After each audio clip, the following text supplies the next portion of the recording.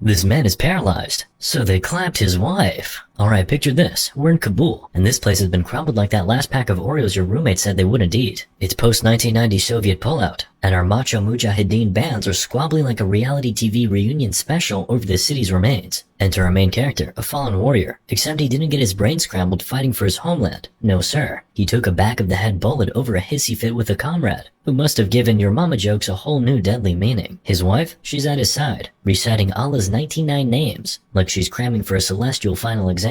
Their local spiritual advisor guaranteed a 15-day recovery period. We're 3 weeks in and all she got was this lousy coma. She tries everything, even asking him to hold his breath. If that were a cure, I'd have healed every flu I ever had at age 7. Yet our hero remains as responsive as a teenager asked to take out the trash. The couple's 2 daughters chip in, providing distraction from the dire circumstances by posing life's most pressing question. What's for dinner, Mom? The pantry's as barren as the Mojave Desert. So she checks in with the neighbor, the local water cooler gossip, minus the water and the cooler. Braving the sounds of not-so-distant warfare, our brave mama heads out to the local pharmacy, only to be met with a refusal stiffer than my spine at a chiropractor's office. She's short on cash, but not out of options. Back home, she serves up a Michelin star-worthy concoction of salt water for her husband, asking permission to head out. She quickly remembers the whole comatose situation, so she dons her hijab and heads over to her aunt's. But it turns out she's pulled a Houdini, feeling as lost as a tourist in Times Square. She spills all the beans to her unconscious husband. Her extended family had apparently turned a blind eye and went radio silent. Looks like her pleas to the Almighty are her only hope now. Meanwhile, her little ones are spooked in the dark, blaming themselves for their father's condition. But Mom's there, lighting the way with a trusty kerosene lamp and soothing their fears, whispering everything will be alright. A ray of hope in the midst of chaos. She's clearly got more courage in her pinky than all of her runaway relatives combined. Let's dive back into her story. Our heroine is in her husband's bedroom, giving him the 5-star nursing treatment. All that's missing is a mint on the pillow. Next day, the local mullah swings by, hoping to shower some spiritual blessings.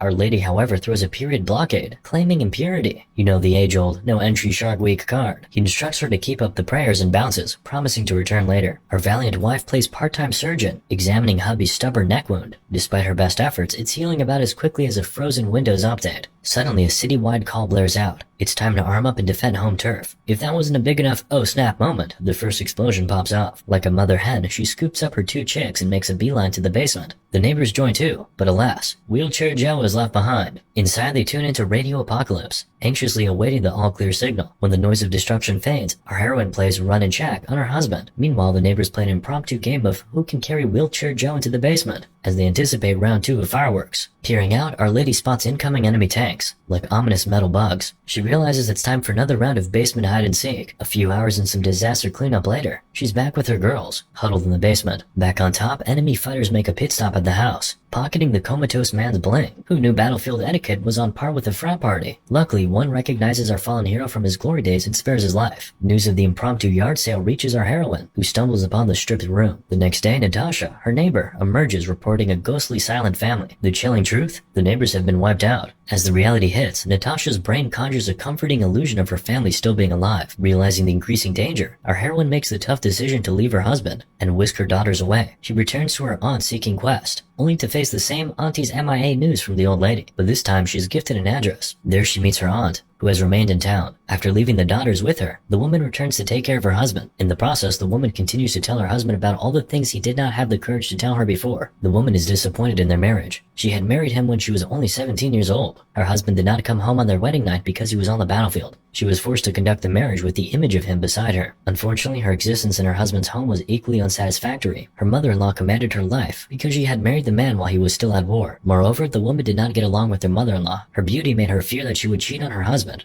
so she was always very strict with her to maintain her V-card. The mother-in-law even slept under the same blanket as her, and this made her uncomfortable. In addition, the woman was also terrified of her husband's 3 brothers. They were always peeking outside her door. They also enjoyed teasing and insulting her. However, the woman could only pretend that nothing was happening, because even if she told her mother-in-law, she would still defend her children. At this point, the woman had no choice but to wait for her husband to return from war. However, she considers herself lucky. Her father, in fact, was a gambler who never cared for his daughters. Basically, bird fights were practiced in their town. If the father won the games, it was fine, but if he lost, he would beat and clap his daughters. As a result, after losing all his money, the father went into debt and had to give his eldest daughter in marriage to a 52-year-old man. Seeing this, the protagonist feared that the same fate would befall her. So one day she brought home a cat to feed it the bird her father used to play with. In the evening, the woman returns to her aunt and reveals that she feels guilty when she tells all these things to her husband. But at the same time, it helps her to feel better. The aunt tells her about a certain patient stone. In Persian folklore, there is a magical black stone to which one can confide everything. The stone listens, absorbing all the words, the secrets, and the miseries, until finally it explodes. And on that day, one is instantly freed from all suffering and worries. The next morning, the woman returns to her husband to clean him up, and continues to tell him all that is on her heart. When the man finally returned from war, she was terrified by his icy eyes. She recounts that the man was always quiet, with a glimmer of coldness in his eyes. There was no warmth in his gaze. This gave her the impression that he was not her husband, but rather an imposing officer. The woman recounts that during the wedding night, he was very cold and stern. Meanwhile, her mother-in-law was guarding them outside the door, as she was looking forward to having grandchildren. So our pretend-to-be joyful woman finds herself living in a twisted reality show, Who Wants to Be a Baby Mama, hosted by the mother-in-law, whose job is to keep an eagle's eye on her belly for any signs of impending grandmahood. 6 months of this intense scrutiny and nada, no bump. The stakes are high because in this game, an empty womb could get you booted out faster than you can say infertile. Suddenly, neighborly prayer sounds permeate the air, followed by the arrival of the mullah, basically the town's unofficial siren, warning of incoming enemy attacks. During a quick perimeter check, she zips back home to implement Operation Save the Hubby. A curtain, a pillow, and a quick game of hide and seek later, Hubby is stashed away safely. Now enters Soldier 1, with the world's most obvious question, "Are you alone?" To which her lady coolly replies, "Yup." Close on his heels enters a stuttering soldier, assigned to stand guard. All he gets is a cigarette for his troubles. Dude's curiosity gets the better of him and he inquires about her presence. Our quick-thinking woman pulls the oldest trick in the book. She tells him she's a professional lady of the evening. This backfires slightly, as stuttering soldier turns all prudish, spews some choice insults, and makes his exit. Back at Auntie, she gets a pat on the back for her quick thinking, because apparently in this twisted world, men prefer their mistresses to have zero bedroom experience. Go figure. Later that night, she's back with hubby, updating him on the day's drama while gunfire serves as their bedtime lullaby. Morning rolls around and guess who's back? Stuttering soldier. He throws money at her and jumps on her, only to be done quicker than you can say premature. He skulks away after awkwardly confessing it was his first rodeo. Well, that's a walk down memory lane for our woman, because guess who else was unclapped on their first night? Yup, hubby dearest. She collects herself and uses the money to stock up on necessities for her daughters and hubby. Then out doing laundry, who does she see? Yep, stuttering soldier. Back for round 2. So she takes the money and lets him in. Turns out this woman might just be the savviest survivor in this whole mess. So our leading lady flashes a grin at her husband and spills the tea, but how she's been moonlighting as a,